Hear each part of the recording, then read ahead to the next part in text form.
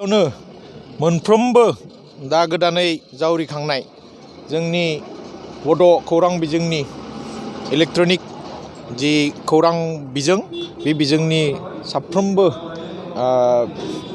खौरांगिरिनिसिम आं साबायखर आरो आंनि गाहाम हामलायनाय बावग्रोबाय।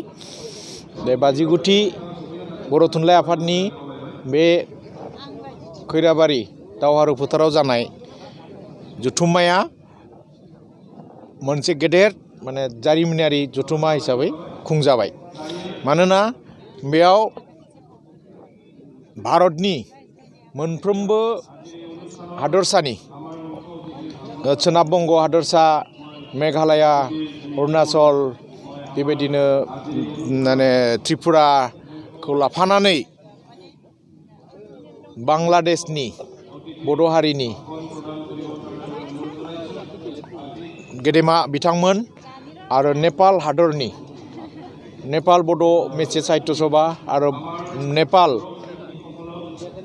मेचे समाज सिबियारि आफादनि दैदेनगिरिजों लोगोसे आथिखाल नेपाल हादरखौ खुंग्रा हानजानि बयनिख्रुइ मानिनां आरो गोग्गाथाव नायल' जाल' सासेल' आइजो बर' MP मिसेस कुमारी मेचे मेडामा जोंनि गेजेराव गसंफैदों।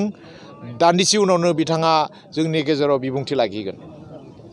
दा बे मोनसे जारिमिनारि बे जथुम्मानि गेजेरजों दिनै बर'फोरा दिन्थिबाय जे मुलुगाव थानाय बर'आ खौसे।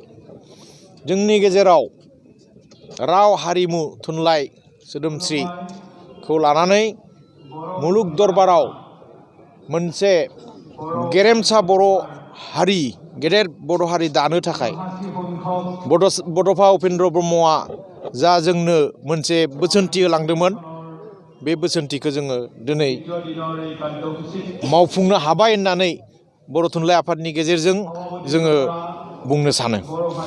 लोगोसे जोङो बुंनो लुबैयो जे भारत संबिजितनि 350A आर्टिकेलनि गेजेरजों 1950 मायथाइनि 26 जानुवारियावनो गावनि बिमा रावजों सोलोंथाइ लानो भारतनि संबिजिता जोंनो मोनथाय होदोंमोन।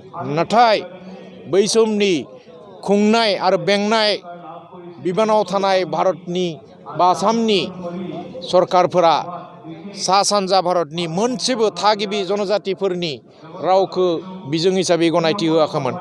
जायनि थाखाय 1952 मायथाइयाव 10 नभेम्बराव बर' थुनलाइ आफाद दानानै सा सानजानि थागिबि जनजातिफोरनि मादाव बर'फोरा गिबिसिनै गावनि बिमा रावजों सोलोंथाइ लानो थाखाय भारतनि संबिजितनि मोनथायखौ मावफुंनो थाखाय बोसोरसे नङा, बोसोरनै नङा, 10 बोसोर जुजिनाय, राजा लामायाव जुजिनाय, होसिख्रावनायनि दाबि खालामनायनि उनाव 1963 मायथाइनि 18 मेआव बर' रावखौ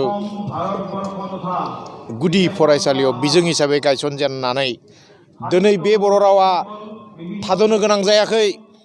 दिनै गुदि फरायसालिनिफ्राय गोजौ फरायसालिमा, मुलुगसोलोंसालि थांनानै भारतनि संबिजित आवग्रिनानै दिनै इनफरमेसन एन्ड कमिउनिकेसन टेक्न'लजिनि गेजेरजों गुगोलनि मोनसे गनायथि जानाय राव हिसाबै मुलुग दरबाराव बियो गायसनजाबाय। बे रावा दिनै जोङो सेकेन्डसेनि गेजेरावनो आं बेयाव जि बुंदो बेखौ मुलुगनि बर'फोरा बा गुबुनफोरा खोनासंनो हानाय जाबाय, नुनो हानाय जाबाय। बे जोंनि थाखाय जोबोद गोग्गाथाव आरो बिनि थाखाय जों गोसोखांनांगोन बर' थुनलाइ आफादनि गायसनगिरि आफादगिरि डिमासा फोलेरनि बड' फोलेरनि डिमासा फोलेरनि रुंसारि जयभद्र हागजेर, रुंसारि सनाराम थाउसेन, रुंसारि जगेन्द्र कुमार बसुमतारी, रुंसारि जोंनि सतिश चन्द्र बसुमतारी बिथांमोनखौ जागायजेननानै जायफोरा बै समाव बोसोरसे नङा, बोसोरनै नङा, 10 बोसोरनि बांसिन जुजिनानै बर' रावखौ बिजों हिसाबै गायसनदोंमोन। आरो बिथांमोना सानाखैमोन बिथांमोना थांना थानाय समावनो बर' रावा भारत संबिजितनि 90 फारियाव थिसनजानानै बियो मुलुगनि मोनसे दानि इनफरमेशन टेक्न'लजिनि गनायथि मोनजानाय राव जागोन होननानै सानाखैमोन। गोबाङानो जोंखौ सिगिदोंमोन जे ग्लबेलाइजेसन फैबाय, इंराजि रावा साग्लोबजोबगोन, बर' नङा असमिया राव बबिन्न रावा गोमाजोबगोन होनदोंमोन। नाथाय जोङो ग्लबेलाइजेसनजों जों मनग्लाब जायाखै। जों ग्लबेलाइजेसनाव जों हाबसनै ग्लबेलाइजेसना जोंखौ मन'नो हायाखै। जोङो इलेक्ट्रनिक मिडियानि गेजेरजों इनफरमेशन टेक्न'लजिनि गेजेरजों मुलुग दरबाराव दिन्थिनो हादों जे भारत हादरनि आसाम बड'लेण्डआव बड' होननाय मोनसे हारि दङ, जाय हारिया गावनि राव थुनलाइ हारिमु सोदोमस्रिखौ गोम गोम फोथांना लाखिनानै मोनसे हारि हिसाबै गसंथानानै थांनानै दं। दा बे बेलायाव जोङो आथिखालनि इलेक्ट्रनिक मुगानि जोंहा जेसेबांखिनि खौरांगिरिफोर दं, दा बिथांमोना बिबान दं बेखौ जाहाथे जोङो मोनफा मोनफा फारि फारियै जोङो मुलुग दरबाराव फोसावनो हायो। आरो आं मोनसेखौ बुंबावनो नागिरदों जे दिनै गंसे नङा गंनै नङा गंबा मुलुगसोलोंसालियाव बर' रावा MA थाखोसिम बिफान हिसाबै गनायथि जाबाय।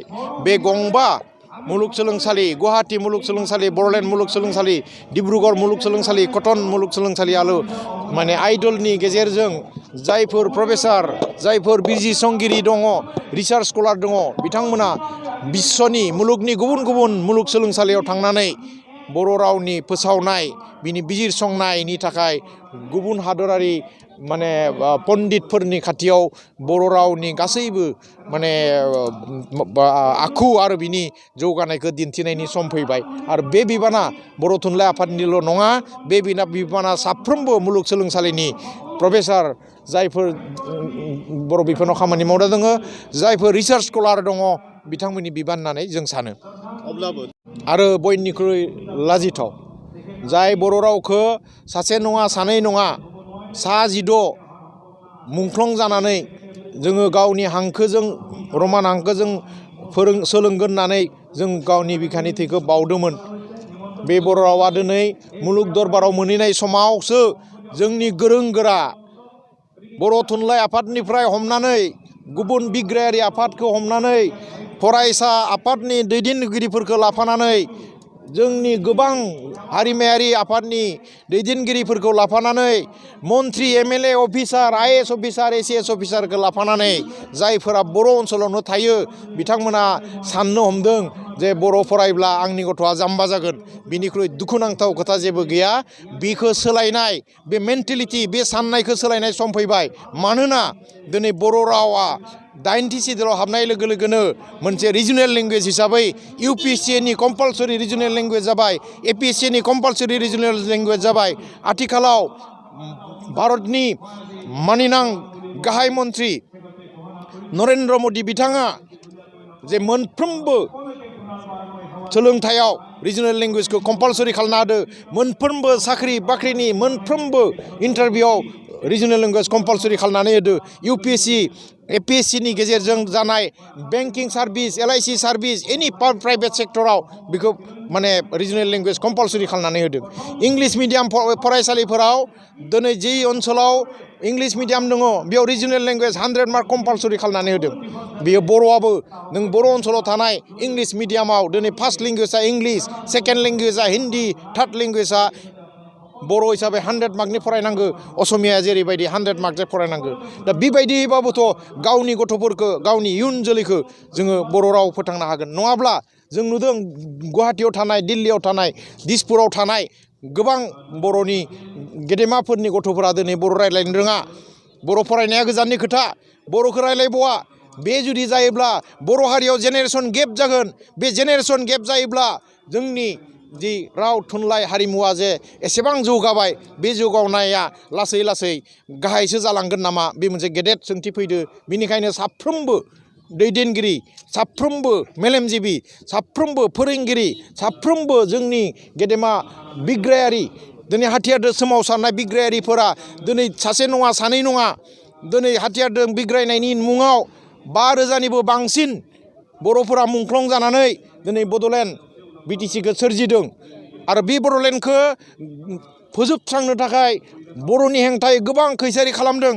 बेनिखायनो बर' साहित्य सभानि दैदेननायाव जोङो हाजो हायेननि मोन 8 साहित्य सभाफोरखौ ज' खालामनानै जों indigenous tribal Sahitya Sabha of Assam खालामदो आरो आं बिनिनो सासे नेहाथारि गाहाय हिसाबै खामानि मावनानै दिनै गासैबो मोन 8 हाजो आरो हायेननि ट्राइबेल साहित्य सभाखौ फसंनानै आसाम सरकार आरो भारत सरकारखौ जोङो बाध्य खालामदो जे आसामाव थागिबि जनजातिफोरनि रावखौ फोथांनो थाखाय मोनसे स्पेसियेल माने ट्राइबेल लेंगुवेज पलिसि खालामनांगौ आरो बेखौ दानि नरेन्द्र मदिनि दैदेननाय भारत सरकार आरो सर्बानन्द सन'वालनि दैदेननाय भारत सरकारा गनायथि होबाय जायनि थाखाय भाषा गौरबनि गेजेरजों जनजाति रावखौ जौगानो थाखाय 100 कोटिनि बाजेट जोंनि आसामनि माने रां मन्त्रि फाइनेन्स मिनिस्टार हिमन्त बिश्व शर्माया दाखालि थांनाय बाजेटाव लानो गोनां बाध्य जाबाय। दिनै बर'नि अनगायै गार'नि अनगायै मोनसेबो थागिबि जनजातिफोरा मिडियाम हिसाबै मोनाखैमोन नाथाय दिनै आसाम सरकारा केबिनेट मेम'रेन्डाम प्रिपेयार खालामबाय थादों जे माने क्लास 1 निफ्राय क्लास 5 हालागै मिसिं राभा टिवा देउरि डिमासा कार्बि बे मोनद' रावखौबो बिजों हिसाबै गनायथि होसिगोन आरो इतिमध्ये दानि आसाम सरकारा नोंथांमोना मोनबाय गभर्नर अर्डिनान्स जाबाय जे 6, 7, 8 हालागै मोनफ्रोमबो ट्राइबेल लेंगुवेजआ मोनसे माने 50 नम्बरनि मोनसे सोलोंथाइ जाबाय। बर' रोङि बर'आ बर' मिडियाम रोङि बा सन'वालफोरा सरनियाफोरा बर' सोलोंनो लुगैयो। बर' रोङि गोबां बर' जायगा दङ गुवाहाटि दिनै तेजपुर दिनै कालाइगाव गोबां बर' रोङि दङ बे असमिया मिडियाम फरायनायफोराबो बर'खौ मोनसे आयदा हिसाबै फरायनो मोनसिगोन। माबायदियै जाय असमिया मिडियाम फरायनाय बर'आ फार्स्ट लेंगुवेजआ जागोन बर' सेकेन्डआ जागोन इंलिश थार्ड लेंगुवेजआ जागोन हिन्दी 50 आरो बर' 50।